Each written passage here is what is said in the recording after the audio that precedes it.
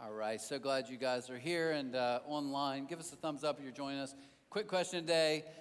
I'll go super fast, I promise, but this is actually an easy one. I think many of you can play along. How many of you, by a show of hands right now, would say you at least have one warning light in your car on your dashboard?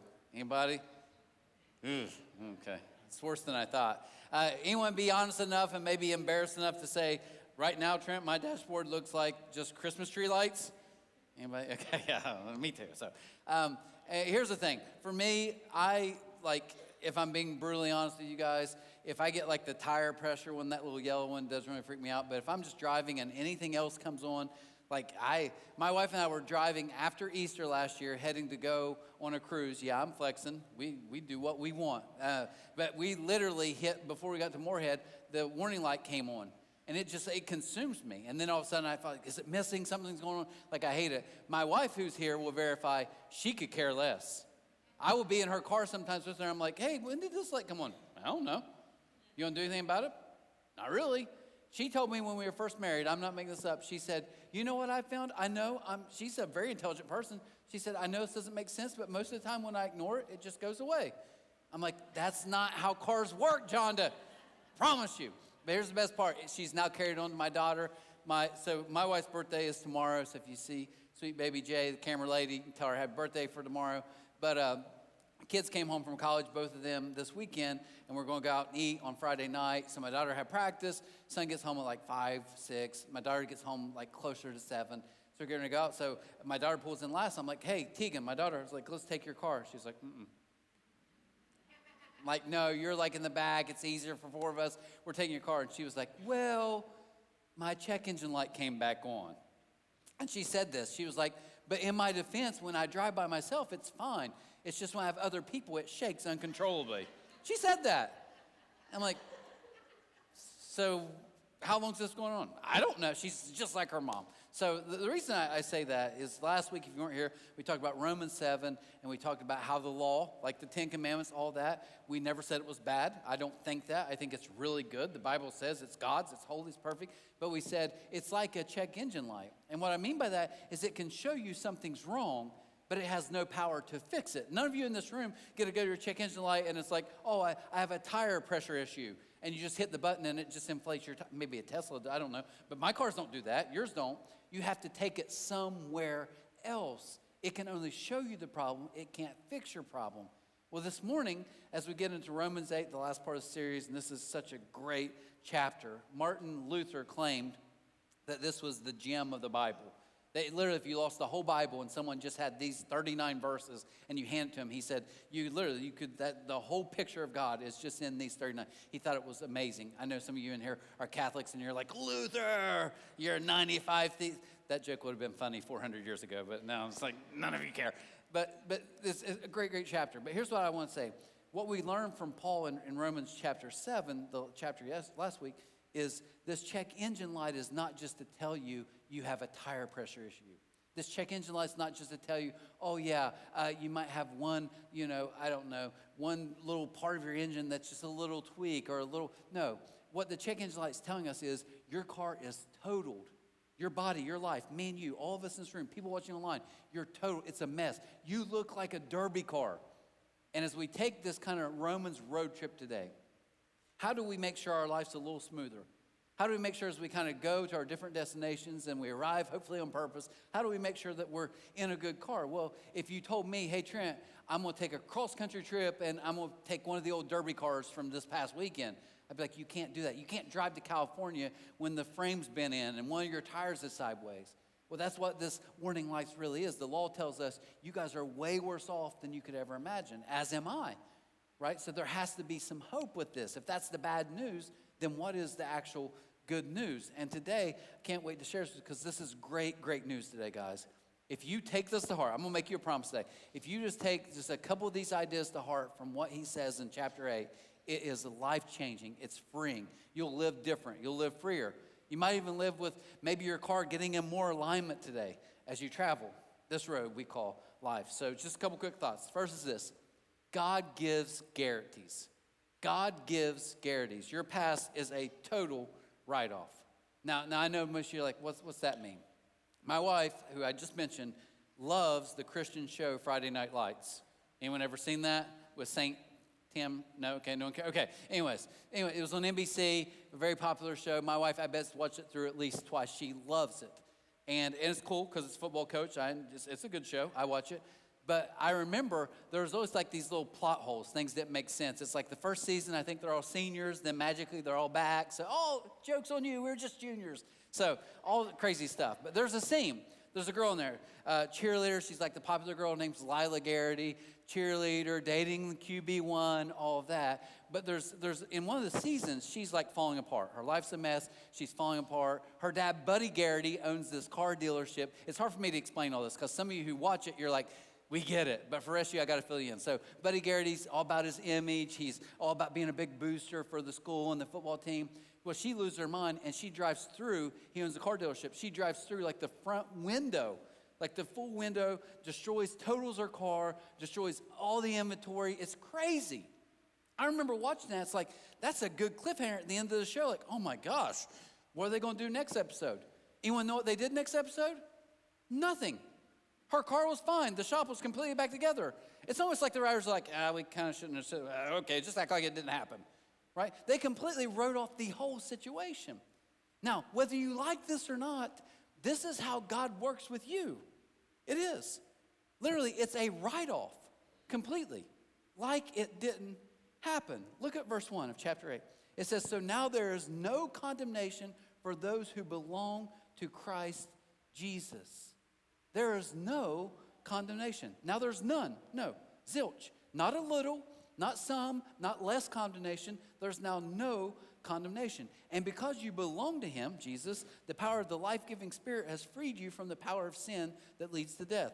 The law of Moses, the 10 Commandments, all the other laws was unable to save us because of the weakness of our sinful nature. So God did what the law could not do. He sent his son in a body like the bodies we sinners have. And in that body, God declared an end to sin's control over us by giving his son as a sacrifice for our sins. He did this so that the requirement of the law would be fully satisfied for us who no longer follow our sinful nature, but instead follow the Spirit. Now, you've heard me say this before. I want you to hear it. Please, it's so important to understand in the New Testament. Please don't confuse consequences, horizontal consequences, with vertical condemnation. Okay? They're way different. Consequences are me being a broken person, my wife who's broken, my children who are broken people. We live in a broken world. We hurt each other. We do dumb things. Yes, that's consequences when we make mistakes. But condemnation, God says, no. Yeah, there's a price to pay. I know what some of you are saying. You're like, I have a teenager. I'm giving them rules. Give them rules. That's great. But just understand this. When we're all like, you can't just keep driving, Lila, you can't just keep driving your car into the front showroom every week because no one acknowledges it. Someone has to pay for that. And God says, exactly. And they already did. He's called my son. He paid the largest debt anyone could pay. He paid for every mistake I will have or will ever in the future make. That's why Paul says this. This is a baller statement. He says, now there's no condemnation. Don't confuse condemnation with consequences. Consequences are very real. I told my brother last week, my older brother, getting in a fight at Long John Silver's parking lot because we are white trash. Okay, I'll just say it out loud. We're white trash. But I was thinking about my little brother. I'll pick on him for a second. I remember one day, I don't know, he's like, 7, 8. He's young. We're both young. And I remember I went into his room and I'm talking to him and he'd been kind of quiet for a week or two. And I don't remember if I patted him on the back or something, whatever it was. He's like, ugh. I'm like, what's wrong? And I went to look, and his whole back, it looked like someone had just like scraped off. He was a mess. His knees were off. I'm like, what happened?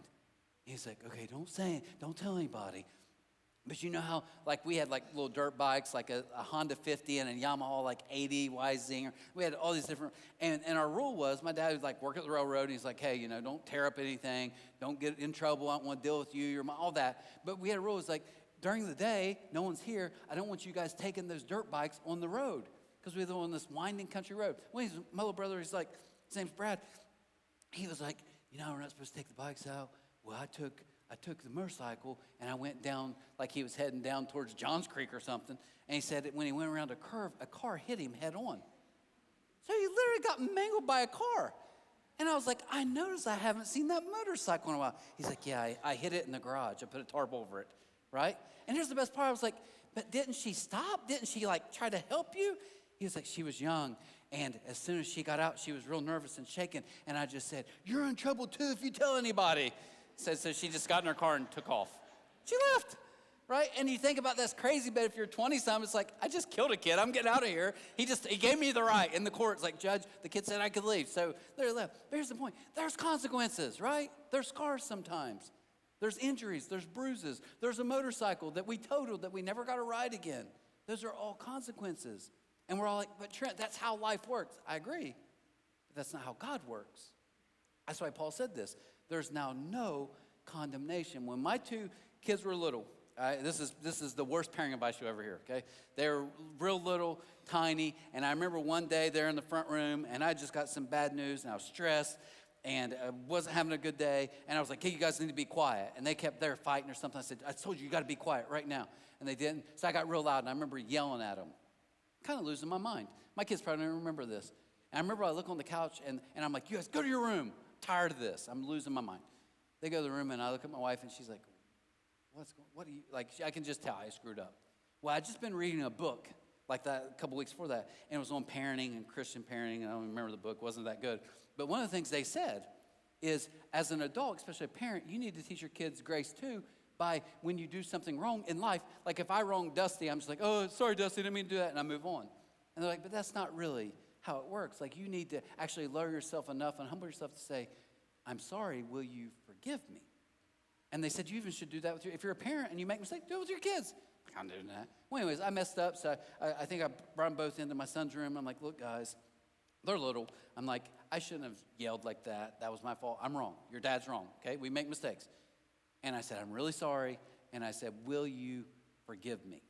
I'll never forget this. They're so young, they probably don't remember this. I remember I said, will you forgive me? My son looked at me and went, yep. And my daughter said, can we go to McDonald's? Now, that's what I like to call yep grace. What do I mean by that? We all live in transactional grace, right? We do that when we're married. Like your husband or your wife, your spouse, whoever, they upset you, so what do? You can say you're sorry, but you need to pay for it a little bit, right? You need to grovel. You need to show me that you're really, someone at work kind of messes you over, and you're like, okay, I'll forgive, but I'm not forgetting. AKA, you need to fix it. You need to do more than just say you're sorry. But what Paul's saying here is that this is, yep, grace. God, I can't believe I messed this up. Am I forgiven? Yep. Yep. And I'm not diminishing the price that he paid for that. It was incredibly expensive. God gives guarantees. It's a total write-off. The second thought is this. Rentals get returned because God did a title transfer. Now, here's the craziest thing about renting cars. Okay, my son, when he was playing a few faraway games, a few of those games, we would rent a car. So I'd go to Ironton to this place that I like, go to rent the car, and the guy that I know would always walk out. And here's what he'd do. He'd have a little clipboard. He'd walk out and he'd be like, okay, before you leave, let me check it out. He's like, okay, you got a 3/4 tank of gas. Make sure you bring it back at least with that. Look around. He's like, everything looks good. You go with it? I'm like, yeah, take the car. Here's the craziest thing about renting a car, though. I care so much about that rental car, and at the exact same time could care less about it. What do I mean? If you walk by me, I don't want to get a scratch on it. I don't want to nick the paint. I don't want people in the back drinking red Kool-Aid and slinging it, because all that's visible stuff. When I walk back there and be like, wait, this scratch wasn't here. They're going to charge me for that. I'm going to have to pay for my mistakes, right? That's kind of scary. But can I be honest with you guys? And you can turn me in if you want. You can call the guy. I don't care. But the internal stuff, I could care less about. I don't change the oil. If the engine light comes on, I'm going to call them and tell them I want a new car. But can I tell you something else? We played somewhere down south, and the trip was supposed to take like 4 hours. I got there in like 3 hours and 30 minutes. Not because I was even driving above the speed. I still set my cruise. But you know where I made up those 30 minutes? In my car, in our cars at our house, because they're junk. When you go to get on the interstate, it takes me about 8 to 10 minutes to get my speed up to get on the interstate. But I remember I was looking at my wife. We're getting around 64. I'm like, how quick you think I can get to 70? 0 to 70. How about 1 second? I'm just 10,000 RPMs, right? We don't care. I don't care if the car blows up.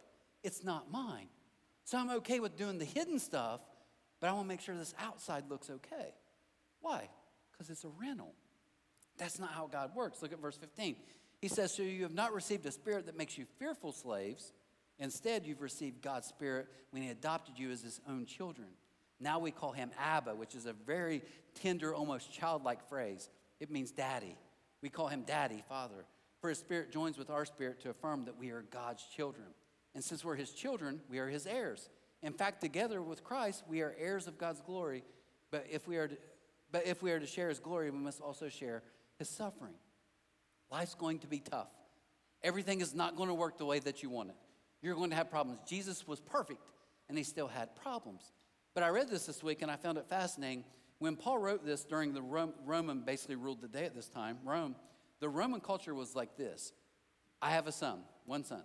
In Roman culture, if he disappointed me or did something to shame me, I legally could go and say, I'm disowning my son. He's no longer my son. And literally, he would be written off, and it was over. But this is fascinating. The Romans had a different rule for adoption, though. I could also go to someone who would be 17, 18, even older, and say, I want you to be my son. And if I made them legally my son, what legally happened was two things. One, what I had was now became theirs, but two, I could never break that bond. It was actually easier in Rome to disown your own child than an adopted kid because the rules of adoption were it's for life, unbreakable bond. So there's a reason Paul wrote the words like this. He said, you're an heir. Why is he saying that? He's saying, no, you're the adopted kid and it can't be broken. It can't. You're not a rental car. God went in and literally changed over the title, put his stamp on it, and his son paid for it. That's the good news for us. God gives guarantees. God literally says, you're not a rental car. You're my child. You're an heir. What I have, you have. That's how this works. And then the last one is the best news of all. God builds test drives into your story, and he always recalculates. Now, I love GPS. My family make fun of me. I kid you not. Anyone have the Waze app? Anyone know? You're not raising your hand. I don't care. Anyways, here's the beauty of Waze. Waze has all these different drivers. So if you're driving down 52 in Hanging Rock and you see a police, boom, you hit the old cop button. And then what it means is everybody else driving, it's like, cop reported 1 mile ahead. I love it. I'm a little snitch. If you're a cop in here, I'm sorry. I'm snitching you out anytime I can. Look, there they are, right? Trooper. Just kidding. We have some cops in here. I don't do that. Anyways, no, but I love GPS. I'll be in my car and just drive literally to like save a lot, which is like half a mile from my house. I like to hear where I'm supposed to go. I like being told what to do. But here's the thing. When GPS first came out, I remember we had the Magellan, one of those like old ones.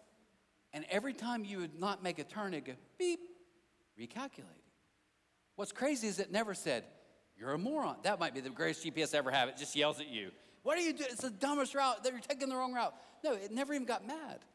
But here's the thing. Sometimes it's because I'm not focused, I'm not paying attention, I make a wrong turn. You know what GPS does? Beep. Just recalculates. Sometimes I remember I was in Columbus probably 6-7 months ago, and I'm in the middle lane, and I realized I've got to get to the far lane, so there's a car beside me. It was an old guy. He seemed nice. He's just minding his own business, had a big black hat on. He's just driving. Well, we're driving about the same speed, and I'm like, oh, crap, I got to get over. So I speed up to get ahead. And I don't know if maybe he wasn't. Maybe he's a jerk. He sped up. And I don't know if we were just synced, and he would realize I was trying to go over too, but then I slowed down. He slows down. Next thing I know, I can't get over the exit. I'm like, you mess with me, old timer, right? He messed with me. Sometimes I make wrong turns because it's my fault. I'm not paying attention. Didn't do what I was supposed to. Sometimes other people mess me up. But either way, you know what GPS does? Recalculate. Beep. Recalculate. Look what it says. It says, and we know that God causes everything to work together for the good of those who love God and are called according to his purpose for them. Now, we're going to leave this verse up for a second because I want to help you guys out. This verse is so hopeful, such good news. But can I say this to you? If you have a friend or a loved one who's going through something hard, don't be Johnny Christian or Susie Christian and say, all things work for good. Later. Right? Hey, did you hear? They're cutting at the factory. I may lose my job. God works all things for good. Bye. Right? I honestly, if you stamp this verse on people when they're struggling, I give them full permission to punch you in the face. Because when I'm hurting, I don't want to hear someone say, all things work for good. But let's think about what this really means. God doesn't say all things are good. That divorce that just caused devastation in your family and you wanted no part of it, that's not good. It's awful. That disease that you just pray every day that God, because you're in pain and you don't want to be in pain anymore and you just pray God would fix it, that's awful. God doesn't look at you and say, it's all good. It's not all good. It's not. I literally spoke at 9:30 and had to look out in the crowd and think, there's people sitting in this room who in this past year have lost people so dear to them, loved ones, some of them even young children. I'm not going to look at them and say, it's all good. No, it's horrific. It's awful. But here's the beauty. God says, in your brokenness, sometimes it's your brokenness. Sometimes it's other people's brokenness. Sometimes it's just the fact that the world's broken. And we all die. We all get sick. It's just how it works. But he says, no, I can take all things and work them for good. I've been coaching high school football for a long time, longer than I want to admit my age. But I can tell you this. Every year something happens. If you're in the band, don't get mad at me yet. Hear me out, and then you can leave. But coaching football every year, week one, it never fails, either on your Wednesday or Thursday practice, somewhere where you're practicing, the band's going to come and practice for the first kind of big show of the year. And here's what fascinates me. Every year I do the exact same thing. We'll be on the field, they're over there, and what happens is all these kids are sitting around, they haven't started practice yet, and they just start, I guess they're warming up their instruments or something, or playing their instruments, and it sounds awful. Have you ever heard a clarinet just by itself? I mean, it's like, who killed 3 cats, and why are they like choking? It's awful, awful. And then you got literally like the whole, someone over there is playing a tuba, boom, boom, boom. I don't know if a tuba makes that sound, but some instruments like boom, boom, right? It all sounds awful. It's just messed up. It's off. But something magical happens. And I mean this, every year it feels, because I'll be listening and I don't want to say it to the kids, but I'm like, man, our band's terrible this year. They're the worst we've ever had. And then a band director will come out and he'll do this. He gets on the microphone, he's like, hey, I need all the whirlwinds. I don't know, what's the group called with the wild winds? Woodshires, what are they called? Woodwinds? So I was kind of right. Okay, he'll do that. He'll be like, I want all the woodwinds, and the drummers are percussion. Yeah, there we go.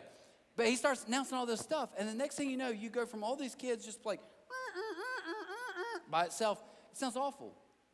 But what happens is he gets them all organized, and they start playing together. And it never fails every year. At first shot, I'm like, our band's terrible. Don't want to listen to them. And then in the middle of practice, I'm like, hey, they sound pretty good. Why? Because they had a director that said, I can take all your various different sounds and put them together and make something really beautiful out of this. This is what God's saying to all of us here. He's like, no, it's not that was good. It was never good. But you got to understand, I'm the master director of the universe. I can take anything even meant for evil and still turn it into something good and make it work for my purpose. That's how this works. So I want to read just the last part of this, a few verses, and then we'll kind of call it a day. He doubles down. He says, what shall we say about such wonderful things as these? If God is for us, who can ever be against us? And he closes the whole chapter with this. He says, and I am convinced that nothing can ever separate us from God's love, neither death nor life, neither angels nor demons, neither our fears for today nor our worries about tomorrow. Not even the powers of hell can separate us from God's love. No power in the sky above or in the earth below. Indeed, nothing in all creation will ever be able to separate us from the love of God that is revealed in Christ Jesus our Lord. Now, if you didn't catch this, he's closing out this whole section by, I think, trying to say, listen, what can separate you from God's love? And the answer would be nothing.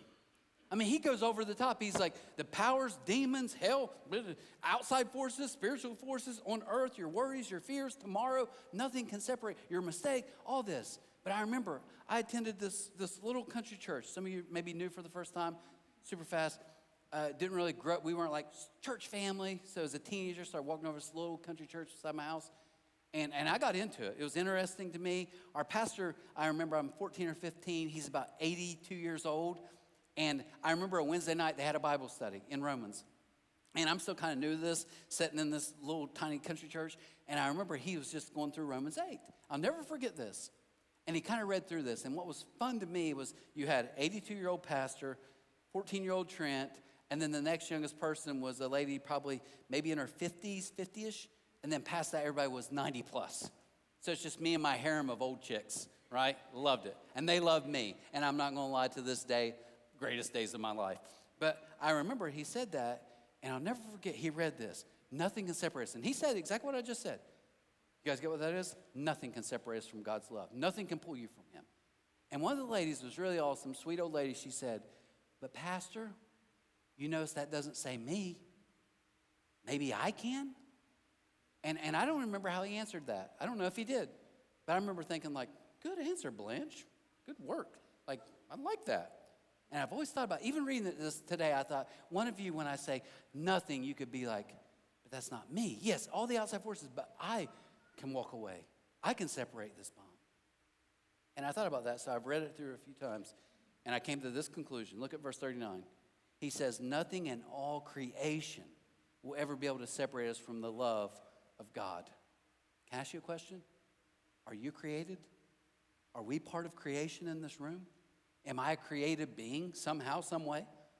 Then according to that, what it says is, even I, even you, can never separate us from the love of God. My own mistakes, my choices, nothing can separate me. So I want you to hear this today, because here's the best good, this is such good news. You got to hear this, okay? Your personal performance, listen to me, I'm going to say it real slow.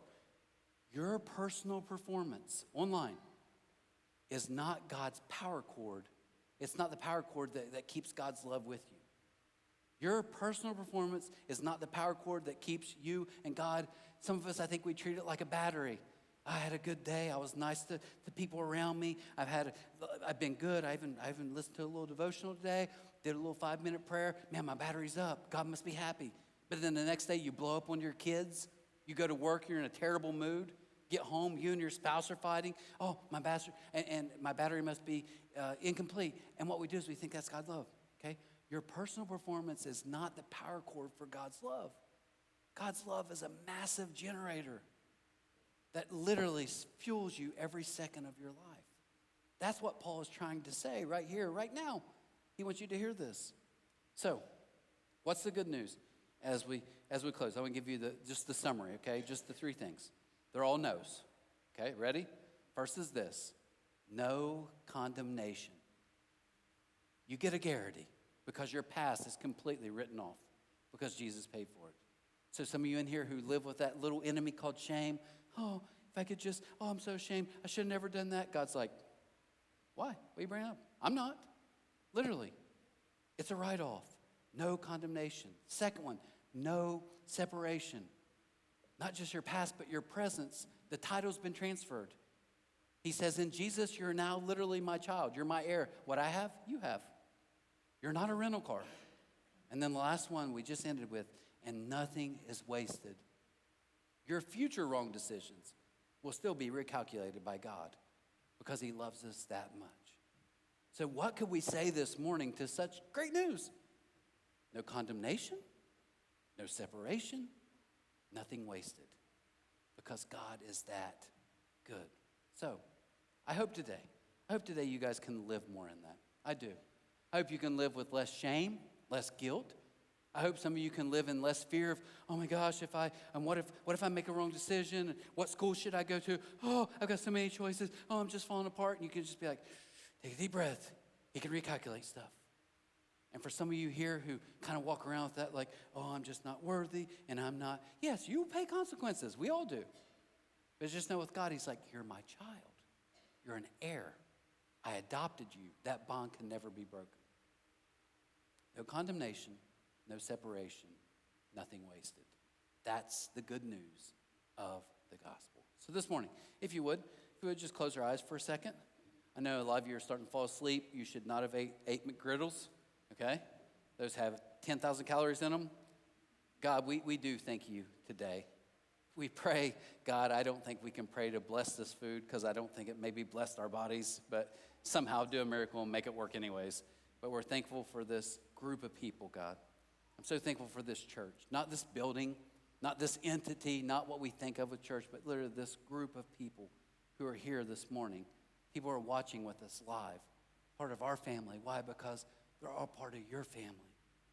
God, I do pray today. I pray that we would leave this room maybe with a little less guilt, a little less shame, a little less condemnation. God, help us not to confuse the consequences of our choices or others with your judgment, because it no longer exists. Because now our trust is in you and the price your son paid. God, I thank you for that. I pray today that we could walk out of here not having low self-esteem, not doubting ourselves, because we realize we are your children. And give us some freedom today to realize as we go along living this new life, as we go along making different choices, that you are constantly working all things for our good and your purpose. Thank you for that amazing news. God, I pray today that all of us in this room would not only live in that more and feel it, but we would walk out of these doors, walk wherever we're at this week, and be that same good news to others. That we realize all of our hope, not in us, but in you. God, thank you. That's not just good news, but that's great news. Thank you for being so amazing to us. We could never have the words to repay what you've done. So we simply say this morning, thank you for your Son and the life that he gives and the good news that provides. So, Father, as we move forward today, next week as we start a new chapter for our church and take some big steps with what's next, God, I just pray that we would lean to you, that you would direct everything that we say and do because we need you always. And above all, we thank you for your Son who gave it all so we could have freedom and life. We ask this in his name, and amen. Guys, just before you go super fast, I know I've harped on it a bunch. I like the music. That means my time's done. Now, just say it one more time. There'll be some people out there. There's some sign sheets. But if you really would like to get connected, c3church.tv/hub. We just want you guys literally to join us. And there's a new C3 group starting next Sunday. Love for you to be part of it. Like, I'm not new to C3. Still love for you to be part, get connected. So with that, can't wait to see you next week for What's Next. Take care.